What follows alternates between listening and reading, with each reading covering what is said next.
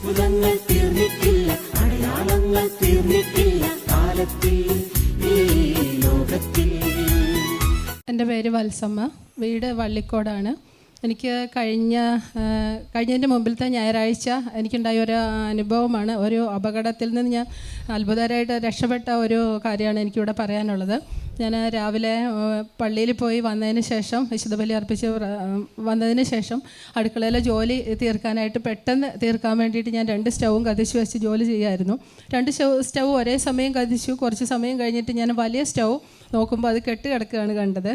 എങ്കിലും ഞാൻ ശ്രദ്ധിച്ചില്ല. എൻ്റെ ശ്രദ്ധ മുഴുവനും പെട്ടെന്ന് ജോലി തീർക്കണം എന്നുള്ള ചിന്ത മാത്രമായിരുന്നു. കഴിഞ്ഞിട്ട് ഏകദേശം ഒരു 5 മിനിറ്റ് സമയം ഗ്യാസ് പോകുന്നതിൻ്റെ സൗണ്ട് ശ്രദ്ധയിൽപ്പെട്ടില്ല. അശ്രദ്ധയാണ് എൻ്റെ കാരണം. എങ്കിലും ഞാൻ പെട്ടെന്ന് കണ്ടപ്പം ലീക്കായ സ്റ്റൗവ് പെട്ടെന്ന് ഓഫ് ചെയ്തു. കത്തിക്കൊണ്ടിരുന്ന സ്റ്റൗവ് ഓഫ് ചെയ്തു.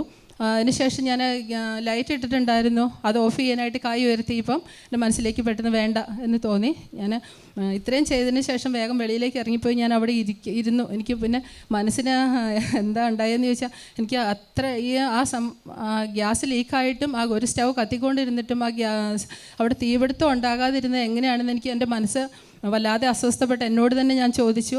ആ സമയം എനിക്കെൻ്റെ മനസ്സിൽ, ഞാൻ സാധാരണ ബൈബിൾ വായിച്ചിട്ടുണ്ടെങ്കിലും കുറേ വചനങ്ങൾ അറിയുമെങ്കിലും ഈ വചനം ഞാൻ എപ്പോഴോ വായിച്ച ഒരു വചനം എൻ്റെ മനസ്സിലേക്ക് വന്നു. യെശയ്യാ പ്രവാചകന്റെ പുസ്തകത്തിൽ 43-ാം അധ്യായം 1-2 തിരുവചനങ്ങൾ. അതിങ്ങനെയായിരുന്നു. എൻ്റെ മനസ്സിലേക്ക് വന്നത് ഇത്ര മാത്രമേ ഉള്ളൂ. നദികൾ അഗ്നിയിലൂടെ നടന്നാലും നിനക്ക് പൊള്ളലേൽക്കുകയില്ല, ജ്വാല നിന്നെ ദഹിപ്പിക്കുകയുമില്ല. ഈ വചനം എവിടെയോ കിടപ്പുണ്ടെന്ന് എനിക്കറിയാം. പക്ഷേ ഞാൻ ഓടിപ്പോയി ബൈബിൾ എടുത്ത് നോക്കി.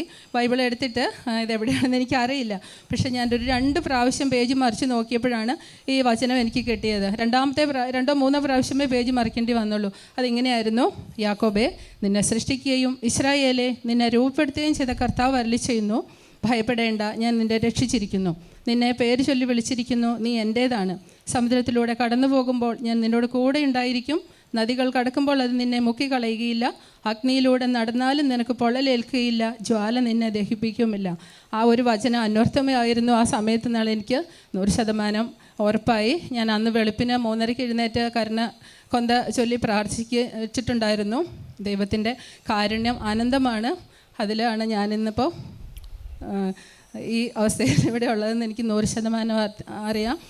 ദൈവം തന്ന ഈ അനുഗ്രഹത്തിന് സർവശക്തനായ ദൈവത്തോട് എത്ര നന്ദി പറഞ്ഞാലും മതിയാവില്ല. ദൈവമേ നന്ദി. നമുക്കറിയാം, ഒരാൾ മാത്രമല്ല അപകടത്തിൽപ്പെടുന്നത്, കുടുംബം തന്നെ കത്തിച്ചാമ്പലാവുന്ന നിമിഷം നേരം മതി ഗ്യാസാണെങ്കിൽ അതിൽ നിന്നാണ് അത്ഭുതകരമായിട്ട് സഹോദരിയെ കുടുംബത്തെ അനുഗ്രഹിച്ച് അത് ആ സിലിണ്ടർ മാറ്റിയിട്ട് 2 ദിവസം മാത്രമേ ആയിട്ടുണ്ടായിരുന്നുള്ളൂ. ഗ്യാസ് ഫുള്ളായിരുന്നു. ഗ്യാസ്